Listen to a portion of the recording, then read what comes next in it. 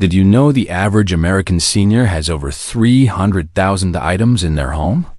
Let that number sink in. That's not a typo. That's not an exaggeration. That's a quiet truth hiding behind closed doors and closets we no longer open, drawers we don't dare touch, and rooms we tiptoe around. And perhaps the most painful truth, most of those items gathered over decades aren't keeping us safe. They're keeping us stuck on. Welcome to a different kind of conversation. One rooted in something deeper than minimalism or neat shelves. This is about elderly wisdom, a kind of clarity you earn only after living through enough seasons to know what really matters. And it's also about freedom. Not the kind that comes from having nothing, but the kind that comes from choosing what stays. I'm not here to sell you storage containers or ask you to fold your clothes a certain way. This isn't a trendy organizing video. What I'm going to share with you today are 4 professional organizing secrets that most $150 an hour. Consultants will never tell you, because if you knew them, you might not need their services at all. These strategies don't require fancy bins or endless sessions. They ask for something more meaningful, a shift in how you see yourself and your home. Let me tell you about Eleanor Hayes, a 74-year-old widow with kind eyes and a dining room table she hadn't used in over a decade. After her husband passed, clutter became more than a physical challenge. It became an emotional one. Every corner of her house told a story, and the thought of letting anything go felt like betrayal. Eleanor had worked with 3 different professional organizers. They came with color-coded tabs and promising smiles. But after thousands of dollars, her guest room was still a maze, her hallways still narrow, and her mind still clouded. She didn't need more labels. She needed clarity. What changed her life wasn't a better shelving unit. It was one simple question from Dr. Henry Caldwell, a longtime advocate for healthy aging homes. He asked, "Who do you want to be in the next 10 years?" That question didn't ask her to look back. It invited her to look forward. And that's where we begin with secret number 1, the future self method. You see, when we hit our 60s, 70s, and beyond, we often make decisions based on who we were. We hold on to things that remind us of who we used to be, rather than asking if they still belong to who we are now or who we're becoming. This is one of the most overlooked senior decluttering tips, and yet, it's the most powerful. Eleanor sat down that evening and wrote out a vision for her next chapter. She saw herself hosting small dinners with friends. She imagined watercolor afternoons with her grandchildren. She dreamed of turning her spare room not into a storage unit, but into a light-filled studio. With that vision in hand, everything changed. Instead of asking, "Should I keep this?" she began asking, "Does this belong in my future?" The difference is subtle but profound. When she held her 5th set of fine china, she no longer saw its price tag. She saw whether it matched her dream of peaceful, purposeful gatherings. She kept what served that vision and released what didn't. And the best part? She wasn't decluttering. She was curating. That's the power of the future self method. It gives you permission to choose forward. It gives you ownership of the life you're creating, not just the life you've lived. This shift doesn't require courage. It requires clarity. The kind that comes from pausing long enough to ask yourself, what does a clutter-free home look like for the person I want to become? When you anchor your decisions to that question, you don't just clear space, you reclaim your story. And that's just the beginning. Next, we'll explore a hard truth that most families never talk about, and a technique that changed everything for Eleanor and her daughters. You don't want to miss it, because it just might change the way you see your memories, your legacy, and your home. When Eleanor finished writing her vision, something unexpected happened. She walked into the hallway, stared at a cedar chest filled with family keepsakes, and felt uncertain. Not about her future, but about what she thought she knew. You see, like many older adults, Eleanor had held on to items for her children. Her late mother's china, her son's grade school art projects, photo albums stretching across 4 decades. Somewhere along the way, she had silently promised herself she'd pass these things on, that her children would want them, that these treasures would carry her legacy forward. But here's the uncomfortable truth. 65% of adult children don't want their parents' possessions. It's not because they don't care. It's because they live differently now. Smaller homes, digital, photos, less attachment to physical heirlooms. This reality often catches seniors off guard, and that shock can feel like rejection. But it's not. It's simply a shift in how we carry memory. And it's why secret number 2, the legacy timeline technique, is so important. This isn't just one of those practical senior decluttering tips. It's emotional clarity disguised as conversation. Eleanor, after some hesitation, invited her daughters over for lunch. They sat at the newly cleared dining table, one that hadn't been used in years. And instead of telling them what she was saving for them, she asked, "What, if anything, do you actually want from this house?" The answers surprised her. One daughter cherished a painting Eleanor hadn't even thought of. Neither wanted the china. But both lit up when they saw a worn recipe card from their grandmother's kitchen. The moment was tender, filled with laughter, honesty, and a quiet sense of relief.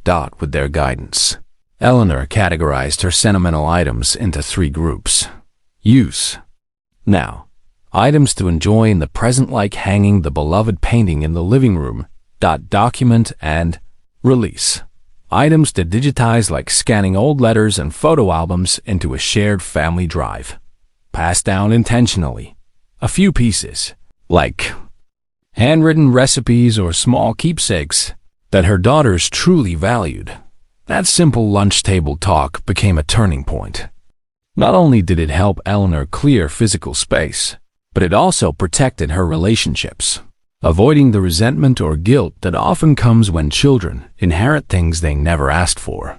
The legacy timeline technique works because it brings your loved ones into the process, not after you're gone, but while you're still here. It turns assumptions into understanding. It shifts the focus from keeping everything just in case to sharing the right things with the right people, right? Now, for many of us, part of healthy aging at home means not just maintaining safety, but nurturing connection. We often underestimate how freeing it can be to ask the hard questions. While we're still around to hear the answers, Eleanor created digital photo albums, gave away pieces with meaning, and let go of the rest. And in doing so, she felt lighter, not because she was giving up her past, but because she was giving it room to breathe in new forms. This is elderly wisdom in action, knowing that memories don't live in boxes, they live in stories, in people, in presence. Now, if you've been holding on to things for family who might not want them, take a breath. Then take a step. Ask. Listen. Be surprised.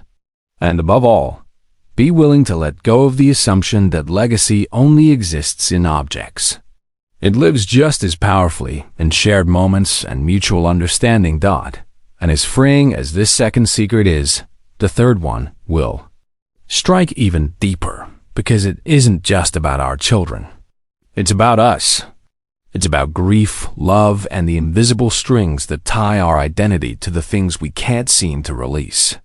That next step, it's the one most professional organizing secrets won't dare touch. But we will.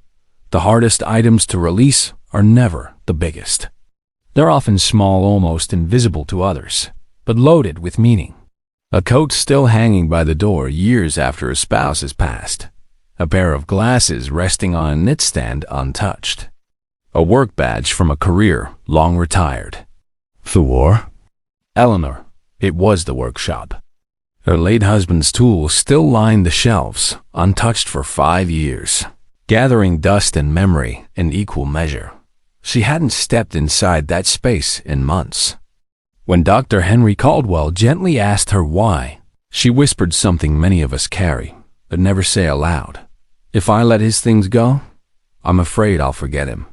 That's when he introduced her to secret number 3, the emotional anchoring system, a method born not from logistics, but from love. Unlike typical home organization for seniors, this isn't about sorting or boxing. It's about honoring, about creating intentional anchors that preserve the emotional truth of an item without needing to keep everything. This is one of those professional organizing secrets that rarely gets shared because it requires deep presence and care. But it's where real transformation begins. Here's how Eleanor did it. First, she identified the emotion. Not the item, the emotion. What did her husband's workshop mean to her? It wasn't the drills or the screws or even the shelves. It was what they stood for. His steadiness, his quiet pride. The way he'd lose track of time while fixing a squeaky door for the neighbor. Next, she chose one item to represent that story. His favorite hammer. The one with the worn handle and initials carved in faintly. She placed it in a shadow box alongside a photo of him in his work apron and hung it where sunlight could touch it every morning. Then, something extraordinary happened. She invited her family over not for a garage sale, but for a remembrance. Afternoon. They each chose a tool, told a story, laughed, cried, and remembered. That day, the workshop changed. It wasn't a shrine anymore. It was a shared memory, processed together. To preserve the rest, Eleanor took photos of the space as it had been. She created a small photo book with captions. His workbench, always organized just so. The shelves he built himself. And then, with a steady hand and a soft heart, she let it go. This is the essence of elderly wisdom. The understanding that we can carry love without carrying every object. That we can preserve identity through intentional action, not accumulation. That a clutter-free home doesn't mean an empty home. It means one where every object serves your soul, not your fear. Some items, like her husband's favorite shirts, were transformed into a quote, not just for warmth, but for story. Now, every time Eleanor wraps herself in it, she feels closer to him, not weighed down by grief, but comforted by memory reimagined. This process takes time, grace, sometimes tears, but it leads to something powerful. The realization that memories are portable. They live in the heart, not the drawer. And the more space we create, the more clearly we hear the stories they tell. As Eleanor's home shifted, so did her spirit. The room once too painful to enter became her favorite reading nook. It was no longer filled with things, it was filled with peace. If you're struggling with items tied to deep emotion, you are not alone. This step isn't easy, but it's also the most rewarding. Because when we release what we no longer need, we make space for what still lives. And just when Eleanor thought she had reached the end of her journey, Dr. Caldwell showed her one final step, one that would ensure her home remained peaceful, not just now, but for years to come. It's the secret no one talks about, but everyone needs. And it changed not just her space, but her patterns, her habits, our very way of living. That's where we go next, becoming the gatekeeper, the final secret to lasting change. After all the sorting, remembering, and releasing, Eleanor stood in her entryway with something she hadn't felt in years. Space. Not just physical space, but mental clarity. Emotional lightness. The air felt easier to breathe. Her steps were more sure. But even with this transformation, there was one more question that lingered. How do I make sure I don't go back? Because here's what most people don't know: 78% of people who declutter will end up decluttering again within 18 months. It's not that they failed, it's that they never addressed the root. Organizers often avoid this truth because the return visits keep them in business. But Dr. Henry Caldwell didn't believe in surface fixes. He believed in giving seniors the tools to take control of their homes and their habits. And that brings us to secret number 4, the threshold mastery protocol. Eleanor thought the hardest part would be letting go. But what surprised her most was how powerful it felt to say no to letting new clutter back in. This final technique didn't just preserve her progress, it gave her back control. Not over stuff, but over decisions. The threshold mastery protocol teaches you how to be a gatekeeper, to set boundaries, to pause before saying yes. This is about protecting your energy, your vision, your healthy aging home. It starts with identifying your personal triggers, the reasons new clutter sneaks in. For Eleanor, the biggest one was obligation. She realized she kept accepting items from friends who were downsizing, saying yes even when she didn't need or want them, out of guilt. Out of habit. She also discovered an aspirational trigger buying for a version of herself that no longer existed. Fancy serveware for parties she didn't host anymore. Craft supplies for projects she no longer enjoyed. This awareness was the beginning of her real freedom. Here's what she did. First, she created her threshold questions, personal and pointed. Not generic like, do I need this? But real soul-checking questions like, am I keeping this out of guilt? Or, does this fit who I am now, not who I used to be? Second, she built in a pause. A 48-hour pause. Whenever something new was about to enter her home, whether from a store, a friend, or an online order, she placed it on a small shelf near her door, labeled consideration. That little shelf became her checkpoint, her filter. Most things never made it past it. Third, she rewrote the story of ownership. Instead of, I should keep this because it's free, she began asking, if I say yes to this item, what am I saying no to? No to floor space? No to peace of mind? No to safety? And with that, Eleanor became something extraordinary. She became intentional. The change was immediate and lasting. Her purchases slowed. Her home remained open. Her energy no longer drained into the constant cycle of managing things that didn't serve her. She finally experienced what so many long for: a true clutter-free home built not on systems, but on decisions. This fourth secret isn't glamorous. You won't see it in organizing TV shows or Instagram reels. But it's the foundation of everything. Because unless we guard the door, the clutter always finds its way back in. What Eleanor gained was more than tidiness. She gained trust in herself. She stopped reacting to life and started responding with clarity. That's what true elderly wisdom looks like, not just letting go of the past, but choosing your present with care. And here's the quiet truth hiding behind this final lesson. Our homes shape our days. Our days shape our lives. And the more conscious we are at the threshold, the more peaceful our lives become.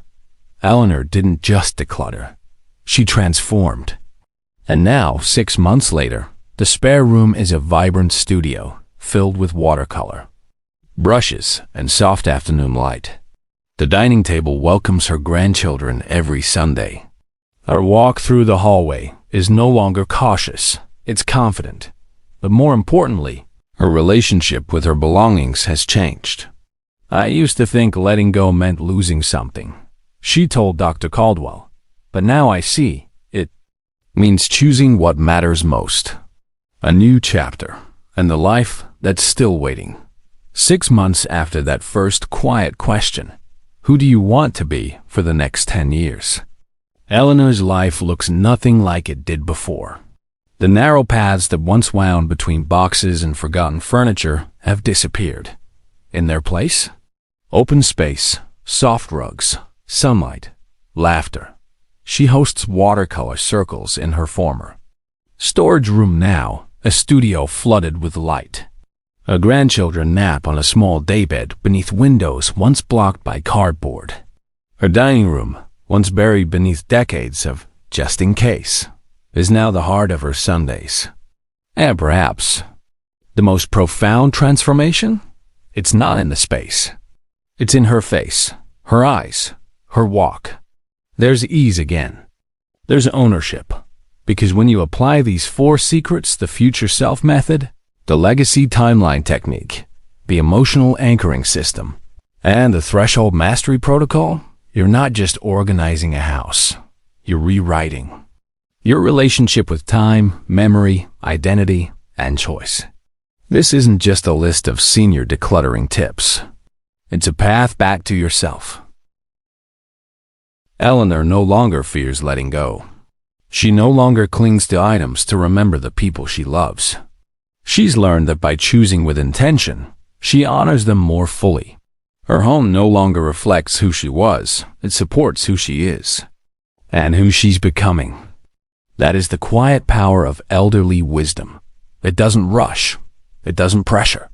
It simply asks the right questions, then listens with grace. So now I turn the question back to you. What would it mean for your home to truly serve your life today, not the life you had, or the one others expected from you, but the one you still dream of, quietly? What would shift if your spaces reflected your values instead of your fears? If your home felt like peace again, not storage?